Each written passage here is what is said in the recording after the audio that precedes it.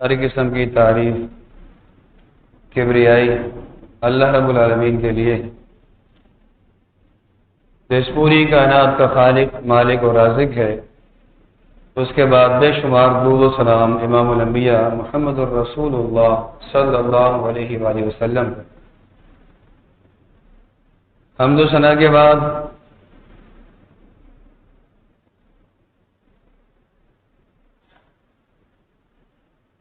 ذو الحج کا مہینہ الحمدللہ اس وقت جاری ہے، اور چند دنوں بعد ہی امت مسلمہ ایک عظیم عبادت جسے قربانی کے نام سے جانا جاتا ہے، اس عظیم عبادت کو بجا لائیں گے۔ رب تعالی کی رضا کے حصول کی خاطر تمام مسلمان اللہ رب العالمین کی بارگاہ میں اللہ رب العالمین کی رضا کے لیے ان قربانیوں کو پیش کریں گے۔ ہر سال یہ ایام آتے ہیں، جانور ذبح ہوتے ہیں، قربانیاں ہوتی ہیں، لیکن اس قربانی کے فلسفے کو ہم سمجھیں۔ اس قربانی میں اللہ رب العالمین نے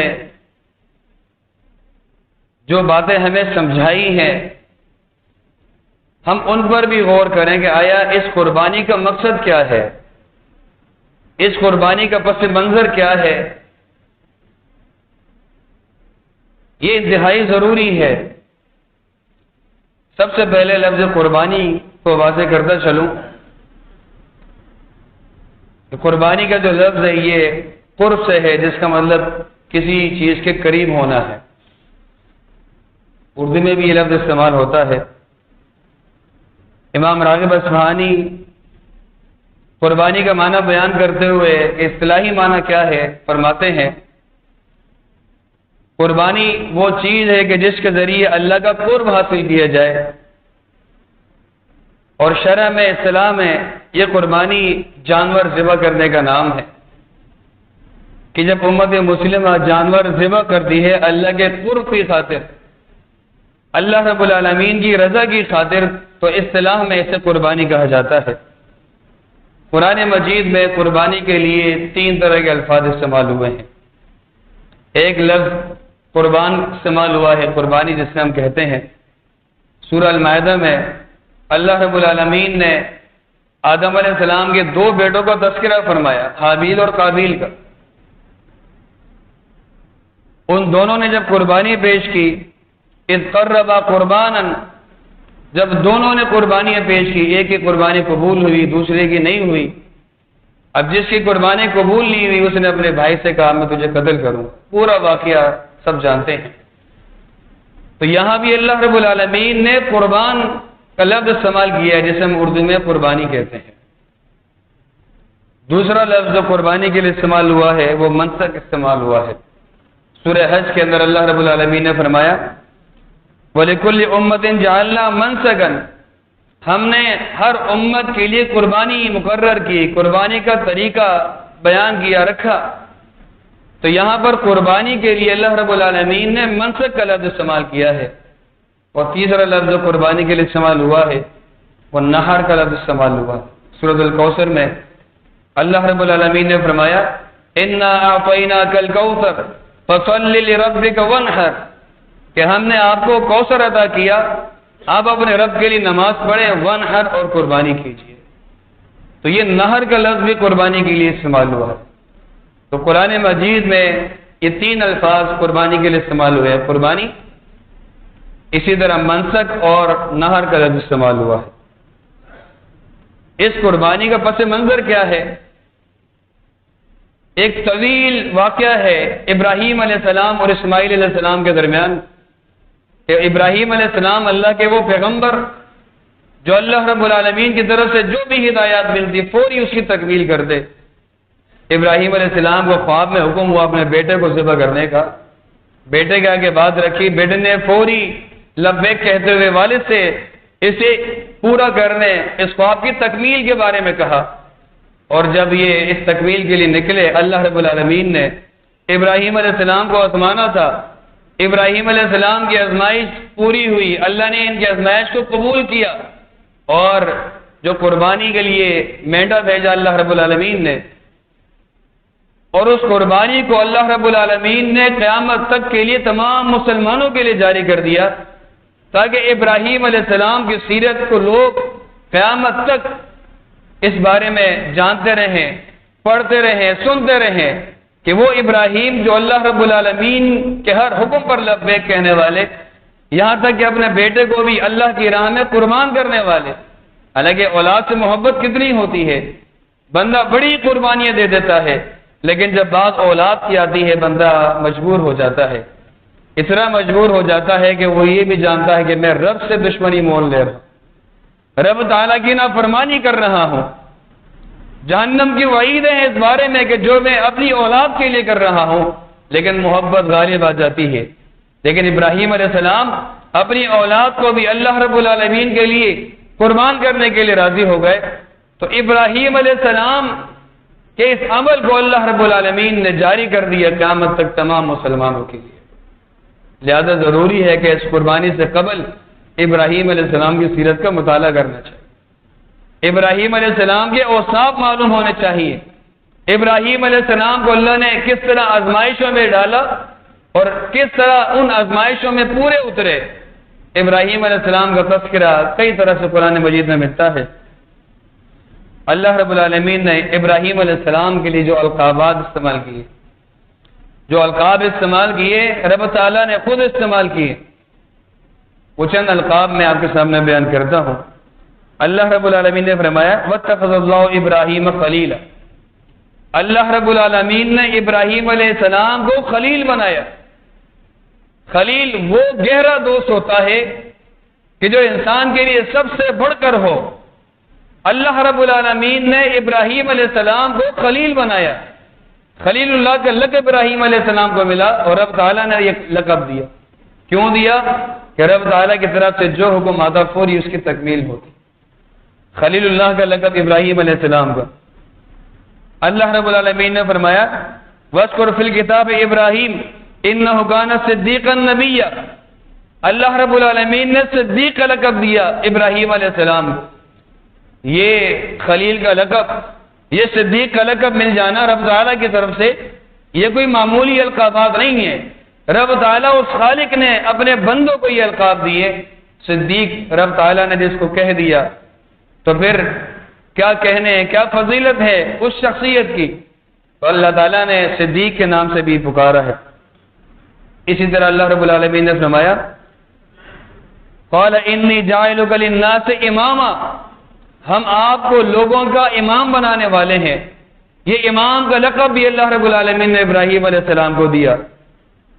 اللہ رب العالمین نے فرمایا ان ابراہیم کان امۃ قانتا للہ حنیفا، ابراہیم علیہ السلام امت تھے، اللہ رب العالمین کے فرما بردار تھے اور یکسو اللہ رب العالمین کی توحید پر قائم تھے۔ ابراہیم علیہ السلام اکیلے ہونے کے باوجود رب تعالیٰ نے ابراہیم علیہ السلام کو امت کہا ہے، اس لیے کہ رب تعالیٰ کی دعوت اور توحید کا پرچار کرنے والے، رب تعالیٰ کی دعوت لوگوں تک پہنچانے والے، شرک کا خاتمہ کرنے والے۔ لہذا ابراہیم علیہ السلام کو اللہ رب العالمین نے کئی القابات سے نوازا۔ ابراہیم علیہ السلام کے اوصاف کا تذکرہ ہے قرآن مجید میں۔ اللہ رب العالمین نے ابراہیم علیہ السلام کے جو اوصاف بیان فرمائے ہیں ان میں سے اللہ نے فرمایا قل صدق اللہ فاتبعوا ملۃ ابراہیم حنیفا وما کان من المشرکین، ابراہیم علیہ السلام کی ملت کی پیروی کرو، اور وما کان من المشرکین، ابراہیم علیہ السلام مشرکین میں سے نہیں تھے، توحید پرست تھے، موحد تھے۔ اللہ رب العالمین نے ابراہیم علیہ السلام کی جو خاص خوبی اور جو وصف بیان فرمایا ہے وہ یہ توحید، کہ وہ توحید پر گامزن تھے، ایک اللہ رب العالمین کی عبادت کرنے والے اور شرک سے بیزار، شرک کی مخالفت کرنے والے۔ تو ابراہیم علیہ السلام کی سیرت سے جو ہمیں سبق ملتا ہے وہ توحید کا ملتا ہے۔ یہ قربانی صرف جانور پر چھری پھیرنا نہیں ہے، یہ قربانی ہمیں ابراہیم علیہ السلام کی سیرت یاد دلاتی ہے ابراہیم علیہ السلام کی خوبیاں اور ان کے اوصاف یاد دلاتی ہے کہ وہ ابراہیم جن کی سنت کو آج ہم ادا کرنے والے ہیں، وہ ابراہیم تو توحید پرست تھے، وہ صرف اللہ کی عبادت کرنے والے۔ لہذا ہم اپنے عقائد کو بھی ذرا دیکھیں۔ ہم ہزاروں قربانیاں اللہ کی بارگاہ میں پیش کر دیں، مگر عقیدہ خراب ہو، اللہ کے ساتھ شرک کرنے والے ہوں، اللہ رب العالمین مشرک آدمی کا کوئی عمل قبول نہیں فرماتا، مشرک آدمی کے اعمال ضائع ہو جاتے ہیں۔ اس لیے ابراہیم علیہ السلام موحد تھے۔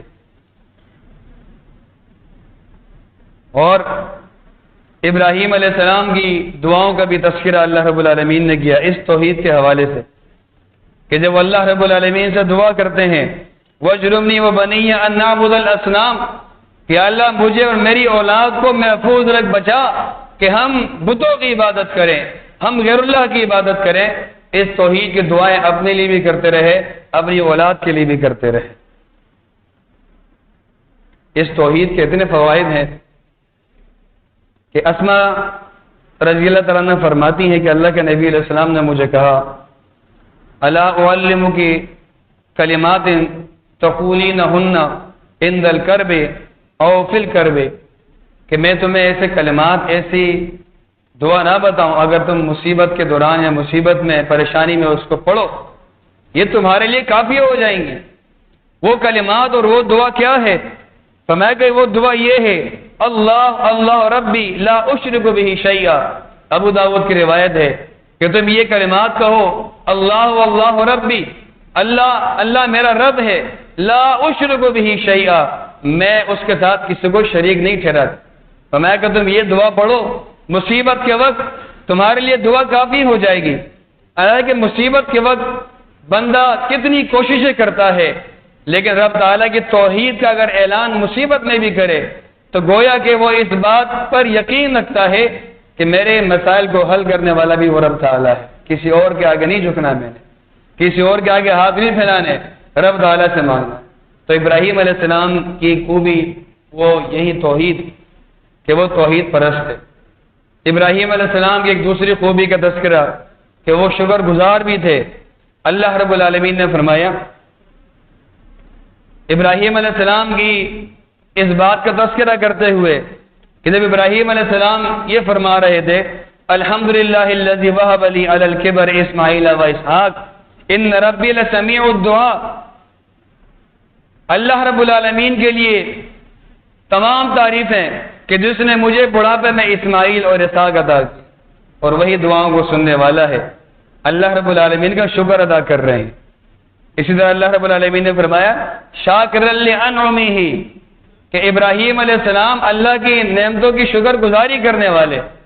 ہم ذرا غور کریں اللہ رب العالمین کی کتنی نعمتیں ہمارے اوپر، کتنے احسانات، ہم شکر گزاری کریں۔ شکر گزاری کریں گے، رب تعالیٰ کا اصول ہے لئن شکرتم لازیدنکم، اگر تم شکر گزاری کرو گے میں تمہیں اور بڑھا کر دوں گا۔ اللہ رب العالمین کی نعمت مل جائے، اس نعمت پر شکر گزاری ہو، اللہ رب العالمین نعمت میں اور اضافہ کر دیتا ہے۔ اور وَلَئِن كَفَرْتُمْ إِنَّ عَذَابِي لَشَدِيدٌ، اور اگر تم نے انکار کیا یعنی ناشکری کی تو یاد رکھنا میرا عذاب، میری پکڑ وہ بہت شدید اور سخت ہے۔ تو رب تعالیٰ کی ناشکری کرنے والا ہمیشہ پریشان ہوتا ہے، اور جو اللہ رب العالمین کا شکر گزار ہوتا ہے وہ ہر حال میں خوشحال رہتا ہے، اس لیے کہ رب تعالیٰ کی شکر گزاری کرنے والا ہوتا ہے۔ اللہ رب العالمین اسے ذہنی سکون عطا کرتا ہے، اسے توفیق بخشتا ہے کہ وہ ہر حال میں اللہ کے فیصلوں پر راضی اور خوش رہتا ہے۔ اللہ کے نبی علیہ السلام کی ایک دعا تھی جو آپ دعا مانگا کرتے تھے اللہم اجعلنی لک شاکرا، اے اللہ مجھے اپنا شکر گزار بنا، اے اللہ مجھے ایسا بنا کہ میں تیری شکر گزاری کرتا رہوں۔ ہم نماز کے بعد دعا پڑھتے ہیں رب اعنی علی ذکرک و شکرک و حسن عبادتک، وہاں بھی ہم شکر کی دعائیں کرتے ہیں کہ یا اللہ مجھے شکر گزار بنا۔ اللہ کے پیغمبر صلی اللہ علیہ وسلم نے فرمایا، ابن ماجہ کی روایت ہے، آپ نے فرمایا لیتخذ احدکم قلبا شاکرا، کہ تم میں سے ہر ایک کو چاہیے کہ اپنے دل کو شکر گزار بنائے، اللہ رب العالمین کی شکر گزاری کرتا رہے۔ ولسانا ذاکرا، اور زبان پر اللہ تعالیٰ کا ذکر ہو، وزوجۃ مؤمنہ، اور ایسی بیوی ہو جو مومنہ ہو. شادی کے لیے انتخاب کرے تو مومنہ بیوی، مومنہ خاتون کا انتخاب کرے. کیا فائدہ ہوگا؟ تعین احدکم علی امر الاخرہ، اس لیے کہ نیک بیوی ہوگی آخرت کی تیاری میں، آخرت کے معاملات میں اس کی مددگار ثابت ہوگی. اللہ کے پیغمبر علیہ السلام نے فرمایا کہ تم میں سے ہر ایک اپنے دل کو شکر گزار ہو. ابراہیم علیہ السلام شکر گزار تھے. ابراہیم علیہ السلام کی ایک خوبی یہ بھی تھی کہ مہمان نواز تھے، مہمان نواز تھے. اور فرشتوں کا واقعہ آتا ہے کہ جب ابراہیم علیہ السلام کے پاس آتے ہیں، اللہ رب العالمین نے فرمایا وَلَقَدْ جَاءَ رُسُلُنَا إِبْرَاهِيمَ بِالْبُشْرَى قَالُوا سَلَامًا قَالَ سَلَامٌ فَمَا لَبِثَ أَنْ جَاءَ بِعِجْلٍ حَنِيذٍ، کہ جب اللہ رب العالمین کے فرشتے آئے، انہوں نے سلام کہا، سلام کا جواب دیا، اور فوری ان کے سامنے بنا ہوا گوشت لا کے رکھ دیا. ابھی جانتے نہیں ہیں کہ کون ہے، لیکن دیکھا کہ مہمان آئے ہیں، مہمان کے آگے بنا ہوا گوشت رکھ دیا. ابراہیم علیہ السلام مہمان نواز تھے کہ گھر میں لوگ آئے ہیں تو کم سے کم کھانا ہی پیش کر دیں. اور ایک حدیث میں آتا ہے، صحیحہ کی روایت ہے، اللہ کے نبی علیہ السلام نے فرمایا کان اول من ضیف ضیف ابراہیم او کما قال، کہ سب سے پہلے مہمان نوازی اگر کسی نے کی تو وہ ابراہیم علیہ السلام تھے. اللہ رب العالمین نے ابراہیم علیہ السلام کی مہمان نوازی کا تذکرہ فرمایا. تو مہمانوں کے بڑے حقوق ہیں. اللہ کے نبی علیہ السلام نے فرمایا جو اللہ پر اور یوم آخرت پر ایمان رکھتا ہو اس چاہیے کہ اپنے مہمان کی تکریم کرے، اپنے مہمان کی عزت کرے، اپنے مہمان کی خاطر تواضع کرے. تو یہ ایک مہمان کا حق ہے اس کے اوپر. ابراہیم علیہ السلام بڑے مہمان نواز تھے. اسی طرح ایک وصف ان کا یہ تھا کہ والدین کے ساتھ بڑا اچھا برتاؤ کرتے تھے. ابراہیم علیہ السلام کے والد بت تراشنے والے، لیکن اپنے والد کو دعوت دیتے ہیں تو دعوت دینے کا انداز دیکھیے.